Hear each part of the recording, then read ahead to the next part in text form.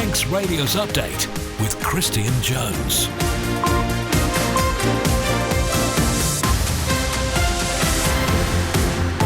Hello, Fastamai. Good afternoon. 5 o'clock on Monday, the 19th of January. I'm Christian Jones and this is Update. Welcome into 30 minutes of all the latest news, sport and travel compiled from the resources of Manx Radio's newsroom.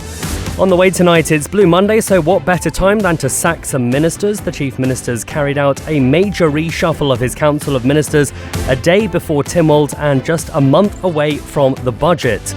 We'll bring you all those details and reaction to that shock announcement. We'll also bring you an interview with the Chief Minister himself. All of that on the way for you. As always, do drop me a message if you want to say hello. Text WhatsApp to 166 177, email studio@manxradio.com. But first, let's get the latest news headlines read by Amy Griffiths. Faster, my Amy. With 4 weeks to go until the budget and 8 months until Manx voters head to the polls, Alfred Cannon has sacked both his Treasury and Infrastructure ministers. Alex Allinson's being replaced in Treasury by Douglas Central MHK Chris Thomas, who says his immediate focus will be taking a slower approach to the implementation of the minimum wage. Meanwhile, Tim Crookall returns to Infrastructure after Michelle Hayward was asked to step down. He says his week one priorities will be to pause the rollout of the 20-mile-an-hour scheme. Douglas Central member Anne Corlett spearheaded the 20's Plenty campaign in her constituency. She hopes the move will mean her original proposal might finally come to fruition. Maybe this is an opportunity to do what I originally and have asked for the past how many years, to put a pilot scheme in Douglas Central with a ring road and evidence positives and negatives from that. Meanwhile, a former minister says the Chief Minister's actions are a sign that the Isle of Man has a leadership vacuum. Laurie Hooper, who also leads the Liberal Vannin Party, says he has a real concern about Mr Cannon's decision-making. I don't think it is the mark of a stable leadership or a good leadership to be panicking like this. I'm really feeling we have a leadership vacuum at the moment. These people in Douglas have also been sharing their views. I've been a voter for 70 years and this is the worst government in my recollection. I'm trying to work out if that's the right move or not. I think most people simply not be surprised that there's going to be a drastic U-turn. In other news on the Isle of Man today, and shocking but not surprising, is how parent groups reacted to reports that some young people on the island have been using AI-generated images to bully and ridicule their peers. It follows the recent warning from police of a rise in youngsters using artificial intelligence to generate rude and offensive images that could even amount to sexual offences. There's been a 42% reduction in the number of ruinous, dilapidated and dangerous properties in the capital over the past 2 years, according to Douglas Council. Leader Devon Watson says it follows the introduction of new schemes and a dedicated officer working to stop buildings becoming zero-rated. Turning to international news now, and Donald Trump says he will 100% follow through on tariffs if there's no agreement on acquiring Greenland. He's threatened import taxes on the UK and 7 other European countries which oppose his takeover plans. Spain's Prime Minister is promising what he calls a thorough and absolutely transparent investigation into last night's train crash. At least 39 people were killed when a high-speed service derailed and hit another coming in the opposite direction. And actor Stephen Graham's revealed he lost the Golden Globe he won for Adolescence just hours after the ceremony. He says there was a mix-up at the airport and his suitcase didn't make the plane. Those are your headlines. I'll be back with the news in full at 6. Amy, thank you, Guramaid. Let's take a look at the weather now, brought to you by Manx Glass and Glazing. Remaining dry with some clear intervals at first, but cloud cover will increase through the evening as the wind begins to freshen. Overnight brings the risk of some light patchy rain for a time and a minimum temperature of 6 degrees Celsius. Manx Glass and Glazing can supply and install single, double and triple glazing. Call 674 573 or visit the showroom on the Snugborough Trading Estate. You're listening to the Isle of Man's quintessential daily news and current affairs roundup. Update on Manx Radio. 5 past 5 on Manx Radio's Update. So let's go back to where it all started this morning and hear about how the news about the ministerial changes came about.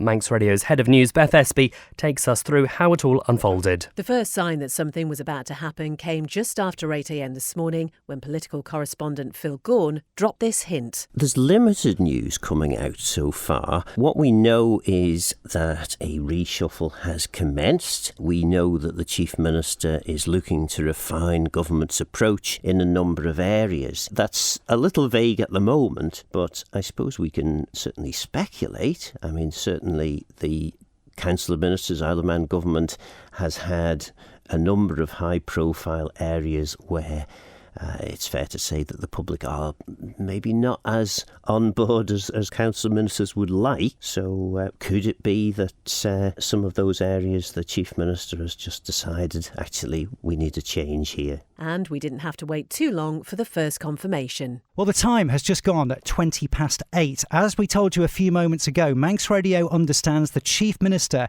has commenced a reshuffle of his cabinet. Our political correspondent Phil Gaughan is with us. Phil, we are thinking an announcement with more details is imminent shortly. Do we have any more news on this? We do.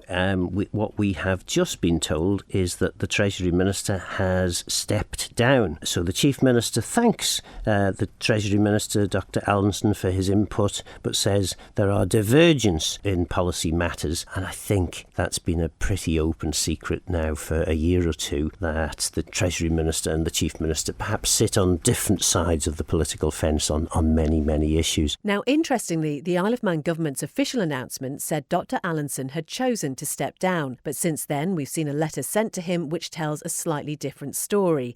It says, from the Chief Minister, "It is with regret I must ask you to stand down from your role as Treasury Minister to allow for a reset to be undertaken in respect of our approach to the economy." And that wasn't the end of the news. So we've had an update from the Isle of Man government. As we know, this reshuffle underway this morning. We've just heard that the Chief Minister will recommend to the Lieutenant Governor the appointment of Chris Thomas as a minister, with the intention of appointing him to the position of Treasury Minister today. More changes followed soon after. Just heard in the last few minutes that the Infrastructure Minister, Dr Michelle Hayward, has stepped down from her ministerial responsibilities with immediate effect.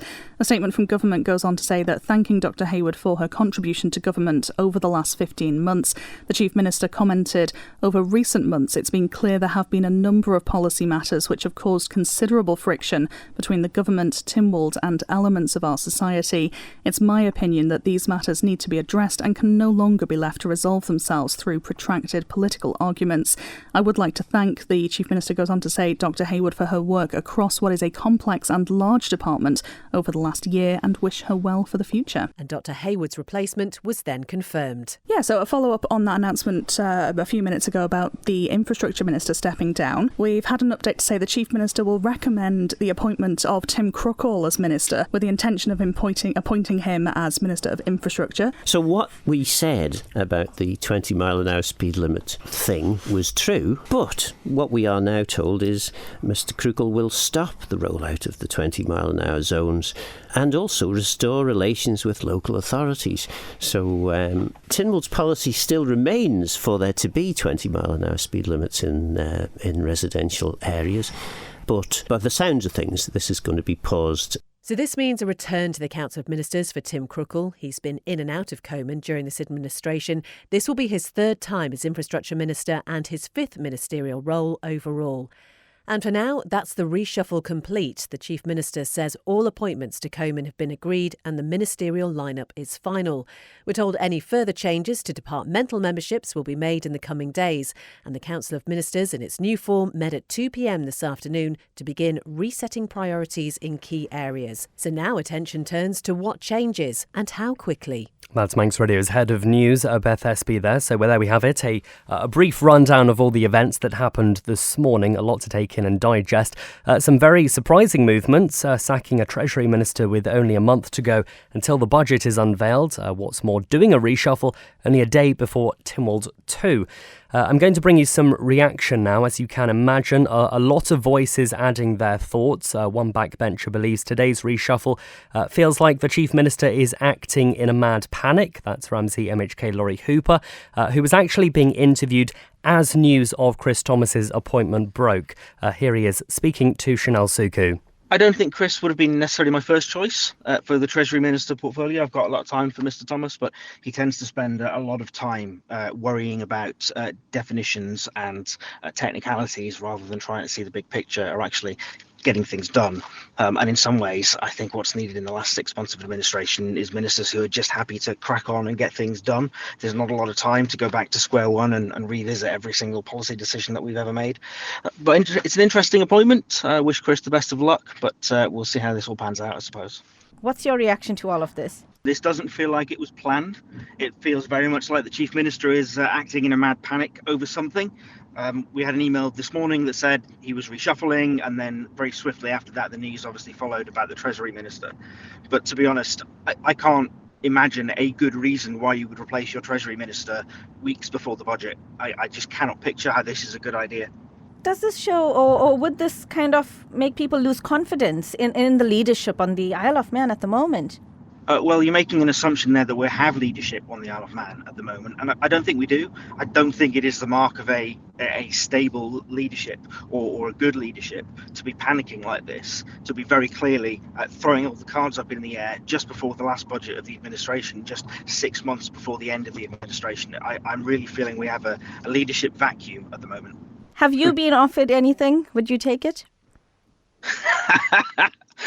No, I definitely haven't been offered anything, and no, I can't see myself accepting another job under this Chief Minister. I think he and I are very different in terms of where we see our policy priorities, and I think we have very different views on so many things. I can't see that happening, if I'm being perfectly honest. That's Ramsey MHK. Laurie Hooper speaking to Chanel Suku. Love to hear your thoughts on this, by the way. Text WhatsApp to 166 177, email to studio@manxradio.com. Was the Chief Minister right to make such significant changes, or is this too little too late? Well, we'll stick with the response to this announcement. Welcome along if you're just joining us. We're discussing the shock announcement today that Treasury Minister Alex Allinson and Infrastructure Minister Michelle Hayward have both been sacked and replaced. Perhaps famously, Oncan MHK Rob Callister knows what it's like to be removed from Comyn, having spent less than 2 months at the helm of the Department of Health and Social Care back in 2022. He's been giving his reaction to the new appointments. I'm not surprised that the announcements have been made today. I think one is transition a department into a safe pair of hands, and I think one announcement you consider to be an interesting selection. And are you going to share with us which you think is which? Yeah, I'll be happily to do that, Phil. I think Tim Krukle going back into the department he knows very well. He's been in there twice before. I think he is a very safe pair of hands. I'm hoping that he will now be able to deal with issues that have been highlighted in the last few days around the airport. And more importantly, for many of my constituents, the rollout of the 20 mile an hour, and to make sure that the department is actually implementing what Tynwald asked the department to do. And obviously, the surprise choice is my colleague and friend Thomas going into Treasury. And that will be very interesting because that's not an easy position for someone to have to stand up next month and deliver a budget which will not be their budget and they will have had very little input into. And of course, this shifts the balance of power to a more centre-right Council of Ministers. Do you think that's going to have any big impact before the election? I think hopefully if we get these decisions right, it will make a big difference because it's very clear. If you take something like 20 mile an hour zones in my constituency, it was very much a big topic of discussion because I don't think anyone disagrees about having 20 mile an hour zones around schools or having them in the right place. It doesn't matter how the department describes it. It really did feel within my constituency that it was a blanket approach. And that was never what I was proposing or what I was supporting. Oncan MHK Rob Callister speaking to Phil Gaughan, Manx Radio's political correspondent there. We'll take a quick break from all of this and we'll turn our attention to the travel now. Manx Radio Travel, serviced by Quayside Tyres. OK, so we'll look on the roads to begin with. In Douglas, Crellins Hill is closed until Wednesday. That's 24 hours a day for tree works. In Ballasalla for the next month, the Orrisdale Road is being closed for resurfacing work.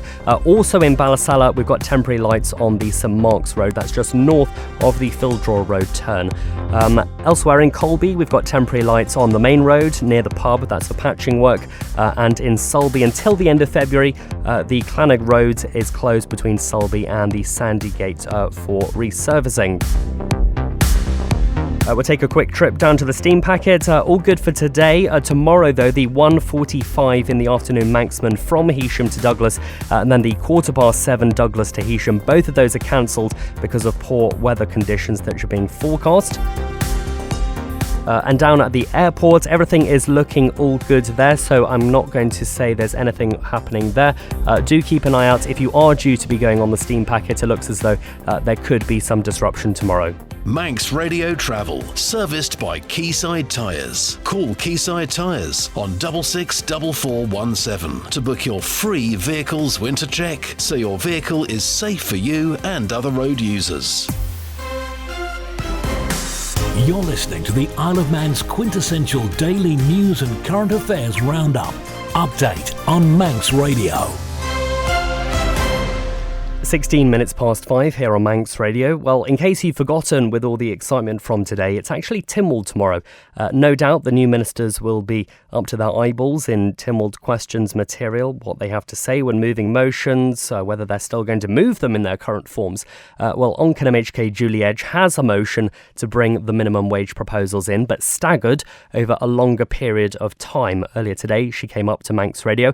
We had a little sit down to discuss, and I began asking for her reaction to today's news. I think it's the right decision. I think it's been a bit long. It's been overdue, to be perfectly honest, because it's been quite clear that the policy direction is not the right direction for the Isle of Man. And obviously we're told, though, things will happen in the budget. Well, sorry, you can't make policy decisions like the minimum wage and then to decide to give huge subsidies out from taxpayers' money without having the facts and the figures. And as Chris Thomas, actually, who's taken over, always says, it should be evidence-based policy making, and I don't think we've seen that. So it's been definitely the right decision by the Chief Minister. And if there were these kind of frictions between the Chief Minister and the Treasury Minister for such a long time, why did it take almost the end of the administration for him to decide now is the time for a change? I think this is the problem with our whole structure, really, and the Council of Ministers' collective responsibility. And sometimes the wrong policy direction is taken, and it could be just that 4 people have gone one way and 4 have gone the other, but the Chief Minister, and I know people said, he wants more power. It's not about more power, it's about making sure it's the right policy direction for the Isle of Man, and clearly there's been a lot lately that's not. And your minimum wage motion, we know that the new Treasury Minister, Chris Thomas, is going to be revising the minimum wage proposals. He said he's going to be doing it in almost like a staggered way, which is effectively what your motion looked to do anyway. Do you think he's going to go down the route that you're taking?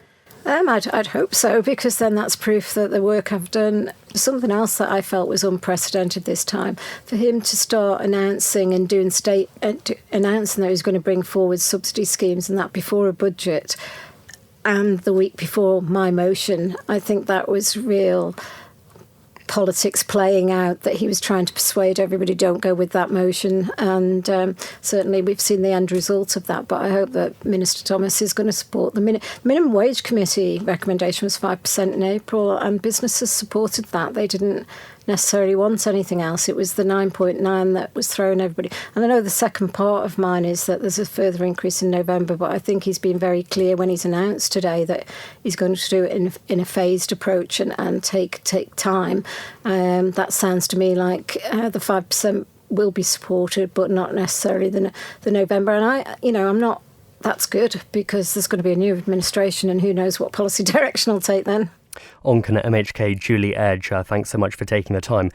Now, in the last few minutes, political correspondent Phil Gaughan has been speaking with the Chief Minister Alfred Cannon, and we can now bring you some of that conversation. Look, I make decisions. I work with what I'm given, and as you know, I've tried to accommodate views. If anything, I have probably been far too considerate and far too ready to sort of accede to consensus views, when actually I should have been putting my foot down. I probably should have been driving in a different direction, and perhaps, ideally, loading the council with all the people who I knew were just going to vote the right way. But that by itself probably would not been enough for us to have moved forward in a sensible way. And as I said, part of the trick of running the political system that we do when you have so many independents, is trying to ensure that you've got some balance in the Council of Ministers so that you can reach across Tynwald. It's not a party system, Phil. It doesn't offer perhaps the attraction that one might have of loading a Council of Ministers with everybody who technically is completely signed up to your agenda. And that's the way that politics works over here. So people can think what they want. Of course, they're entitled to think along the lines that you've just suggested. But we had a vote of confidence last year. I'm committed to pushing things forward and delivering for the people of this island. And I've had to make tough decisions again. And so be it. That is it. And, I'm confident that I've made the right decisions at the right time. As I say, we'll push it through now to a budget that will deliver for the people of this island. We've set out the framework about how that's going to be delivered. We'll sort out the row with business. We'll re-establish relationships. I'm sure put some confidence back in the fact that government is listening to people, whether that's local authorities, whether that's drivers and society being affected by 20-mile-an-hour zones, or whether it is business and people who are impacted by minimum wage. I want us to start listening, working together and finding the solutions that will bind us together as a society and take us forward, not drive us apart. That's the Chief Minister, Alfred Cannon, speaking to Phil Gaughan. Do stick around. Phil Gaughan will be up after updates. He'll be giving a full play-out of that interview on that programme. So that'll be happening from 5:30. So stick around for that. Also, please do continue sending in your thoughts. Text WhatsApp to 166 177. You can email to studio@manxradio.com too. Now, Chanel Suku's been out and about in Douglas to find out what you've been thinking. I've been a voter for 70 years, and this is the worst government in my recollection. I just look at expertise in the people who are supposed to represent us, and I don't think any of them qualify as politicians. A little bit surprised. I'm trying to work out if that's the right move or not. I'm not quite sure at the moment. A former minister has said it shows no confidence, or it makes people lose confidence in the current leadership. Is that where you're at? I don't think I've got much confidence in them anyway, to be quite honest with you. I'm relatively neutral towards it all. I think it's a good thing there's change happening, to be honest. I think that the 20-mile-an-hour speed limit was never really going to work on the Isle of Man. It's definitely something that a lot of people here felt strongly about. I don't think it makes a huge amount of difference who's sort of in the individual positions. I'm a little bit surprised about the timing, because it feels that they started rolling out the 20 miles an hour speed limit at the end of last week, and now on Monday everyone's reshuffled and everything's changed. I think most people this morning would simply not be surprised by the news that all of a sudden, at the very last minute, or even past the last minute, there's going to be a drastic U-turn. Some interesting thoughts there. Thanks to Chanel, who's been out and about in Douglas to find some of your thoughts. Well, when news of the replacement of both Treasury and Infrastructure Ministers came, one MHK said it could be a silver lining, and Corlett's campaigned for some years and has used the strapline 20's plenty, and that aim was to control speed limits around schools in Douglas Central. Like most, she was taken aback by the news of the sackings this morning. In many ways, this may not be such a bad thing, insofar as I've always campaigned for a ring road around the 5 schools in Douglas Central. That's really all I've ever asked for, and that's, on behalf of the people that live there who have been consulted on this. This is what I've always tried to champion. So maybe this is an opportunity, because it's already been said that there's a step back going to be taken, to do what I originally and have asked for the past how many years, to put a pilot scheme in Douglas Central with a ring road and evidence positives and negatives from that. Do you think the scheme as it was envisaged was a step too far? I think it was becoming more and more difficult. It was very hard to consult with areas individually. I have felt a little bit between a rock and a hard place in that this is what we wanted in our community. You know, when the consultation went out, 77% of the community around those schools asked for a speed reduction. And now I feel I just have to carry on campaigning for that. And you will carry on? Absolutely, I will. And I think my next step is probably to put a motion to Tynwald to create that ring road and that 20 mile an hour zone around those 5 schools. That's Douglas, Central MHK and Corlett. Well, there's lots more reaction, as you can probably imagine. This story isn't going to be going anywhere anytime soon. There'll be more on all of this in Manx Radio Breakfast tomorrow. But now let's take a look at the latest sports brought to you by The Print Shed. Darren Timpson's here with us. Faster Mate, Darren, what's the latest? Faster Mate, starting with football, and Arden and Drogheda Division 2 leaders Colby and Castletown were beaten in the preliminary round of the GH Corlett's Wood Cup at the weekend. St George's and Moran progressed to set up a tie with each other in the quarter-finals. Elsewhere, Douglas Royal will play Polrose United, Maloo host Douglas End Districts, and Governors Athletic travel to Rycob. The ties are due to be played on Saturday, the 21st of February. In the Canada Life Premier League, Corinthians survived a scare against Laxey to overcome the minus 3-2. Peel, meanwhile, aren't falling behind as they beat Braddon 4-1 to stay in touching distance of the league leaders. Other results in the Premier League saw Ayr lose 3-0 to St John's United, Onken beat Rushden United 4-0 and Union Mills edged out Douglas Old Boys to win 3-2. In the second division, only 2 games were played on Saturday. Rycob put 5 past Douglas and Districts, while Paroles beat Governors Athletic 1-0. On to rugby, and it was a weekend to forget for all Manx sides at the weekend. Douglas missed a chance to make up ground on the Regional 2 Northwest leaders as they were beaten on Saturday. They lost 24-19 to Winnington Park, however due to losing a losing bonus point they have moved to 3rd in the table. Ramsey and Vagabonds were also beaten in the County 3 ADM Lancashire Cheshire. The Northern side couldn't continue their form from last weekend as they lost to Oldham. Meanwhile, Vaggers were beaten 41 points to 7 by Fleetwood. And in the women's NC2 North-South, Vagabonds ladies lost 32-24 to Didsbury Hawk H. In hockey, Backers and Vikings are locked on 4 points after the opening 2 rounds of the 2026 Men's Premier League season. They beat Harlequins and Valkyries respectively.